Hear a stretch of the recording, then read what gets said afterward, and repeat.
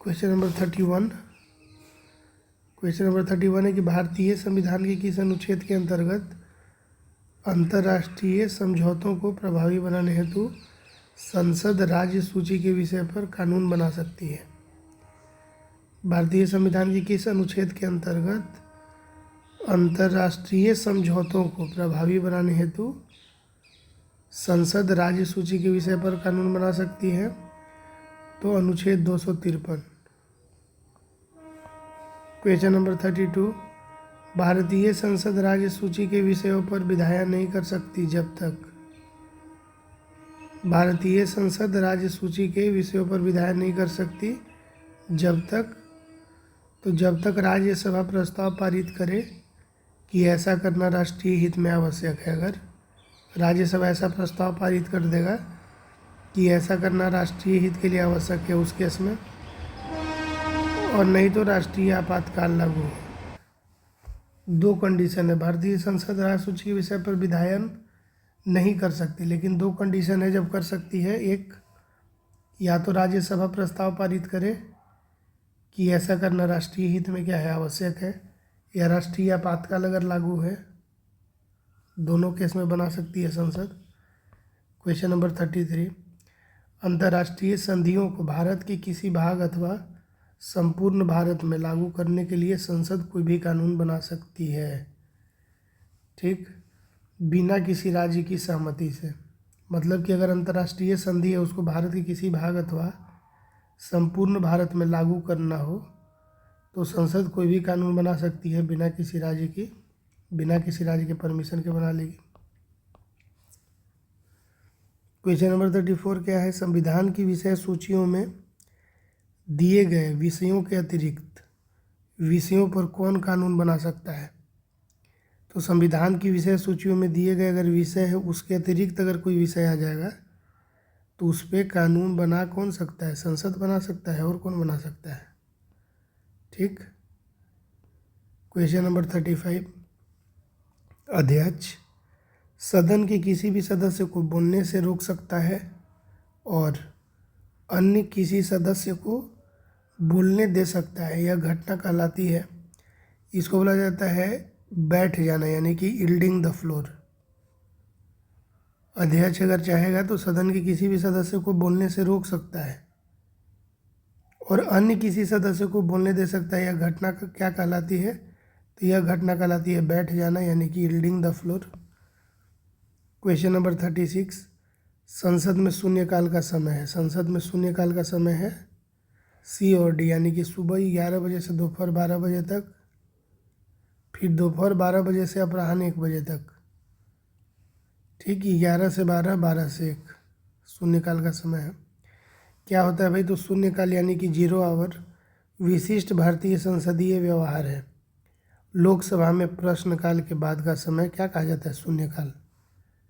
प्रश्नकाल के बाद का समय उसको हम लोग क्या बोलते हैं? शून्यकाल कहते हैं, जिसकी अवधि अधिकतम 1 घंटा हो सकती है, जिसे 0 आवर भी कहा जाता है। यह सामान्यतः दोपहर 12 से 1 बजे तक का समय होता है। पहले राज्यसभा में यही स्थिति है रही। अभी है हमारा क्वेश्चन नंबर 37, कह रहा है कि भारतीय संसद की कार्यवाही में शून्यकाल का अर्थ क्या है? तो इसमें स्टार मार्क कर दिया। क्वेश्चन नंबर 38, शून्यकाल संसदीय व्यवस्था को किस देश की देन है? शून्यकाल जो संसदीय व्यवस्था है वह किस देश की देन है? तो ये भारत की है। शून्य जहाँ भी रहेगा तो भारत आ जाएगा। शून्यकाल संसदीय व्यवस्था को किस देश की देन है? भारत की। क्वेश्चन नंबर 39, लोकसभा में शून्यकाल की अवधि अधिक से अधिक कितनी हो सकती है?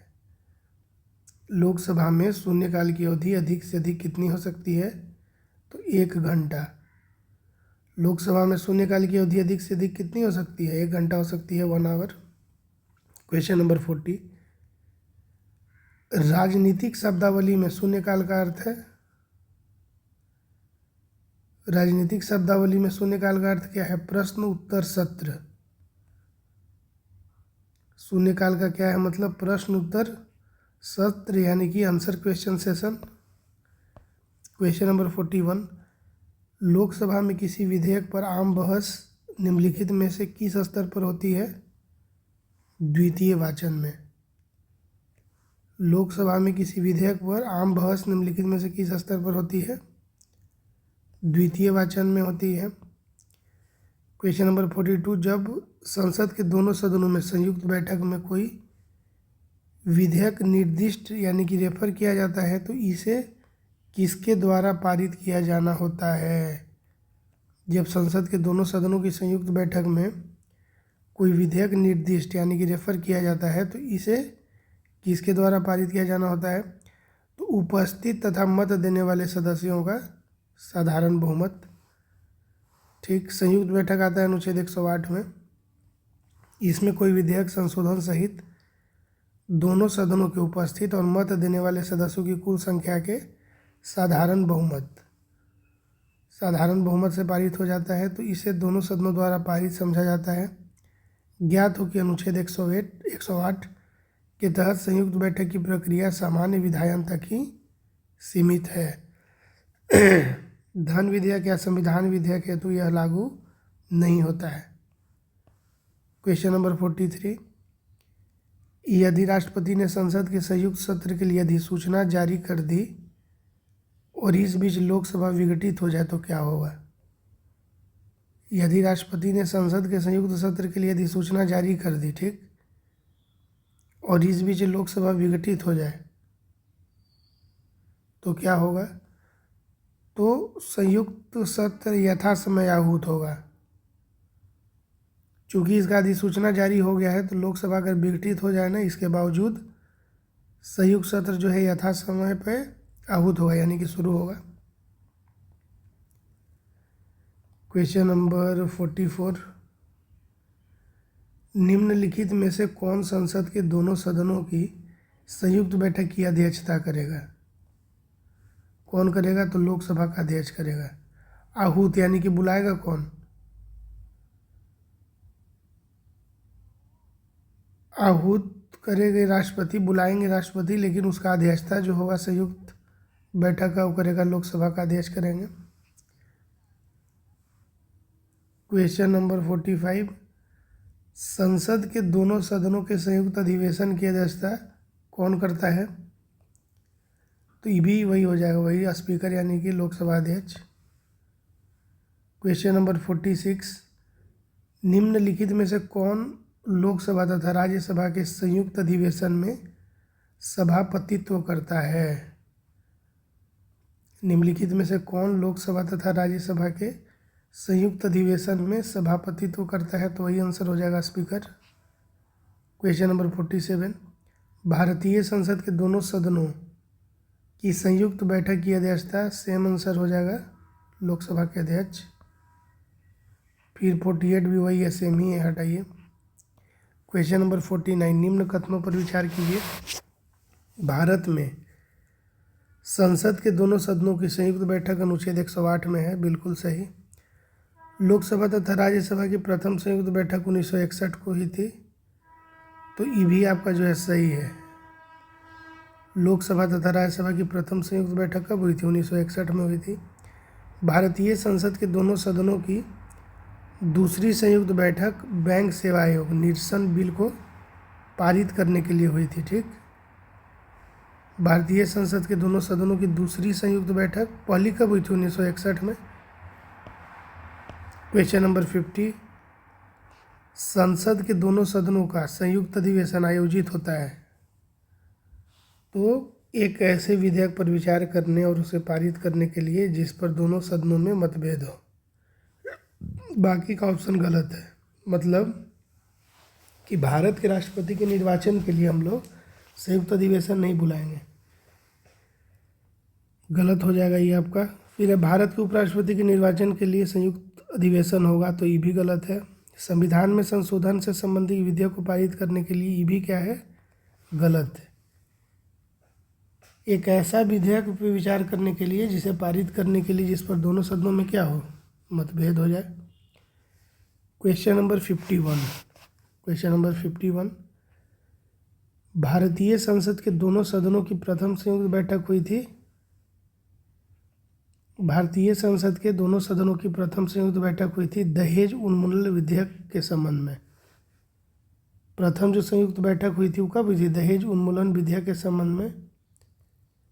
क्वेश्चन नंबर 52, लोकसभा और राज्यसभा के बीच गतिरोध की किस स्थिति किन स्थितियों में संसद की संयुक्त बैठक बुलाई जाती है?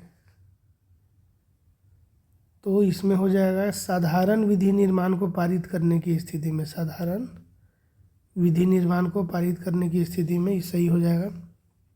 गलत क्या है? तो धन विधेयक को पारित करने की स्थिति में नहीं, क्योंकि धन विधेयक में क्या एकाधिकार मिला हुआ है। संविधान संशोधन विधेयक को पारित करने की स्थिति में भी नहीं। क्वेश्चन नंबर 53, ये जो है ना, हमको लगता है कि संविधान संशोधन विधेयक को पारित करने के लिए संयुक्त अधिवेशन नहीं बुलाना है। कंपलसरी है कि दोनों हाउस से इंडिविजुअली वो पास हो, तो इसीलिए नहीं है। धन विधेयक पे तो एकाधिकार होता है लोकसभा का। क्वेश्चन नंबर 53, निम्नलिखित में से किस पर गतिरोध दूर करने हेतु लोकसभा और राज्यसभा की संयुक्त बैठक हो सकती है? तो सामान्य विधेयक। ठीक। क्वेश्चन नंबर 54, भारतीय संसद के दोनों सदनों की संयुक्त बैठक किस संबंध में होती है? किस संबंध में होगी? साधारण विधेयक के संबंध में होगी। क्वेश्चन नंबर 55, कोई कानूनी विधेयक संसद के किस पटल पर रखा जा सकता है? दोनों में से संसद के एक पटल पर। कोई कानूनी विधेयक संसद के किस पटल पर रखा जा सकता है? दोनों में से संसद के एक पटल पर। क्वेश्चन नंबर 56, निम्नलिखित कथनों में से कौन सा या कौन से सही हैं? तो इसमें मात्र दो सही, यानी कि राज्यसभा में लंबित कोई विधेयक जिसे लोकसभा ने पारित नहीं किया है। ठीक है, लंबित का है राज्यसभा में, जिसको लोकसभा ने पारित नहीं किया है, लोकसभा के विघटन पर व्यापगत नहीं होगा। क्वेश्चन नंबर 57, व्यापगत नहीं होगा का मतलब क्या हुआ? समाप्त नहीं होगा, उसको फिर दोबारा मतलब जाएगा, जो नवगठित लोकसभा होगा फिर वहाँ से उसको पास करना होगा। क्वेश्चन नंबर 57, संविधान के किस प्रावधान में कहा गया है कि विधि के प्राधिकार के बिना न कोई कर लगाया जा सकता है और न ही एकत्रित किया जा सकता है? अनुच्छेद 265 में बोला गया है। क्वेश्चन नंबर 58, भारत की संचित निधि। 58 है कि भारत की संचित निधि से धन निर्गत पर किसका नियंत्रण है? तो उपयुक्त में से किसी का नहीं है। धन निर्गत पर किसका नियंत्रण है? भारत के वित्त मंत्री का भी नहीं। हमको लगता है कि राष्ट्रपति का होना चाहिए। इसे पढ़ लेते हैं। भारतीय संविधान के अनुच्छेद 266 के अनुसार भारत की संचित निधि भारत सरकार को प्राप्त सभी राजस्व उस सरकार द्वारा राज हुंडियाँ निर्गमित करके उधार द्वारा या अग्रिम अर्थोपाय के द्वारा लिए गए सभी उधार और उधारों के प्रति संदाय में उस सरकार को प्राप्त सभी धनराशियों से मिलकर बनती है। यह संसद के नियंत्रणाधीन होती है। संचित निधि से कोई भी धनराशि तब तक निर्गमित नहीं की जा सकती जब तक संसद की अनुमति प्राप्त न कर ली जाए। इसीलिए बजट प्रावधानों के अनुरूप कार्यपालिका को संचित निधि से धन निकालने का अधिकार तभी प्राप्त होता है जब संसद अनुच्छेद 114 के तहत विनियोग अधिनियम के माध्यम से इस हेतु अनुमति प्रदान करती है। ठीक है, तो इक्वेशन क्या था? भारत की संचित निधि से धन निर्गत पर किसका नियंत्रण है? तो महालेखा परीक्षक नहीं। इसको तो बस देखना है कि व्यय हो रहा है वो कहाँ हुआ, सही है या नहीं है। भारत के वित्त मंत्री भी नहीं, क्या कि एक इंडिविजुअल है, पूरा संसद को ही अधिकार दिया गया। अधिकृत मंत्री भी नहीं, पूरा टीम का काम है, तो इसीलिए हो जाएगा संसद होगा आंसर। क्वेश्चन नंबर 59, करों और सरकारी कामकाज के निर्वाह में हुई अन्य प्राप्तियों से संघीय सरकार को प्राप्त हुआ समूचा राजस्व जमा होता है। सारा जमा होगा भारत की संचित निधि में। जितना भी टैक्स और सरकारी कामकाज के निर्वाह में जितना भी अन्य रिसीट मिला है, जितना भी पेमेंट मिला है, सारा जो है कहाँ जाएगा? कंसोलिडेटेड फंड ऑफ इंडिया में जाएगा। क्वेश्चन नंबर 60, भारत की संचित निधि से निधि निकालने के लिए निम्नलिखित में किसका अनुमोदन अनिवार्य है? भारत की संसद का। क्वेश्चन नंबर 61, निम्नलिखित में से कौन सा एक भारत की संचित निधि से लिया जाने वाला अनिवार्य व्यय भार नहीं है? निम्नलिखित में से कौन सा एक भारत की संचित निधि से लिया जाने वाला अनिवार्य व्यय भार नहीं है? तो भारत के निर्वाचन आयोग के सदस्यों के वेतन और पेंशन। निम्नलिखित में से कौन सा भारत की संचित निधि से लिया जाने वाला अनिवार्य व्यय भार नहीं है? तो भारत के निर्वाचन आयोग के सदस्यों का वेतन। मतलब कि जैसे ऋण वगैरह जो हो गया, ऋण है, वे ऋण जो भारत सरकार चुकाने होते हैं वो सब देना है, कंसोलिडेटेड फंड से जाएगा। उच्च न्यायालय के न्यायाधीशों को दी जाने वाली पेंशन भी वहीं से जाएगी। राज्यसभा के उपाध्यक्ष के भत्ते भी उसी से जाएंगे। लेकिन देखो, निर्वाचन आयोग का जो है और अन्य सदस्यों का जो पेंशन है वह नहीं जाएगा। तो नहीं जाएगा तो इसको पढ़ना होगा कि संविधान के अनुच्छेद 112 के 3 के अनुसार, 12 के 3 के अनुसार क्या है? संविधान के अनुच्छेद 112 के 3 के अनुसार भारत की संचित निधि पर भारतीय व्यय इस प्रकार है। तो राष्ट्रपति की उपलब्धियां और भत्ते तथा उसके पद से संबंधित अन्य व्यय। फिर हो गया राज्यसभा के सभापति, उपसभापति के तथा लोकसभा अध्यक्ष और उपाध्यक्ष के वेतन और भत्ते। ऐसा ऋण भार हो गया जिसका दायित्व तो भारत सरकार पर है। उच्चतम न्यायालय के न्यायाधीशों को या उससे संबंधित जो वेतन होगा, भत्ता होगा, पेंशन होगा, वो सब जाएगा। सीएजी का भी जाएगा। सीएजी का जो पेमेंट है, किसी न्यायालय या मध्यस्थम अधिकरण के निर्णय, कोई भी अगर आता है, डिक्री या कोर्ट का अवार्ड जो होता है, जो कोर्ट अगर बोलेगी वो भी जाएगा, इसी से जाएगा। ठीक है। भारत के उपराष्ट्रपति राज्यसभा के सभापति के रूप में वेतन भत्ते प्राप्त करते हैं। भारत का जो उपराष्ट्रपति है राज्यसभा के सभापति के रूप में वेतन और भत्ते प्राप्त करते हैं। इसमें लेकिन ये नहीं दिया हुआ है यार कि निर्वाचन आयोग जो दिया, भारत के निर्वाचन आयोग सदस्यों के वेतन और पेंशन, तो इस संचित निधि से नहीं दिया जाएगा तो किस निधि से दिया जाएगा, इसको देखेंगे। क्वेश्चन नंबर 62, निम्नलिखित में से कौन सा एक व्यय भारत सरकार की संचित निधि पर भारित नहीं है? निम्नलिखित में से कौन सा एक व्यय भारत की संचित निधि पर भारित नहीं है? तो भारत के उपराष्ट्रपति का वेतन और भत्ता। ठीक, उपराष्ट्रपति का वेतन और भत्ता जो है कंसोलिडेटेड फंड पे भारित नहीं है। क्वेश्चन नंबर 63, निम्नलिखित में से कौन सा एक व्यय भारत की संचित निधि पर भारित नहीं है? तो भारत के प्रधानमंत्री के वेतन और भत्ते। क्वेश्चन नंबर 64, निम्नलिखित में से भारतीय संविधान का कौन सा अनुच्छेद आकस्मिकता निधि से संबंधित है? तो इसको क्या बोलेंगे, इमरजेंसी फंड होता है ना, आर्टिकल उसका पूछ रहा है तो आर्टिकल 267 हो जाएगा, आकस्मिक निधि हो जाएगा आर्टिकल 267।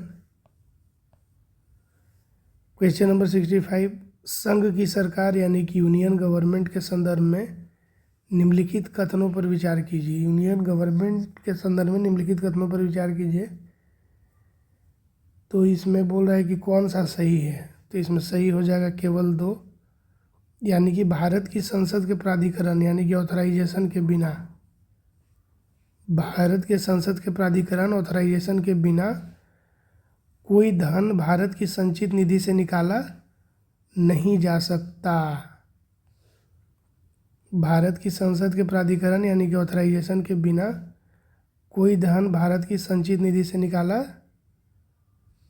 नहीं जा सकता। क्वेश्चन नंबर 66, निम्नलिखित में से कौन एक संघीय बजट की तैयारी और उसे संसद में पेश करने के लिए उत्तरदायी है? तो आर्थिक कार्य विभाग। निम्नलिखित में से कौन एक संघीय बजट की तैयारी और उसे संसद में पेश करने के लिए उत्तरदायी कौन है? आर्थिक कार्य विभाग।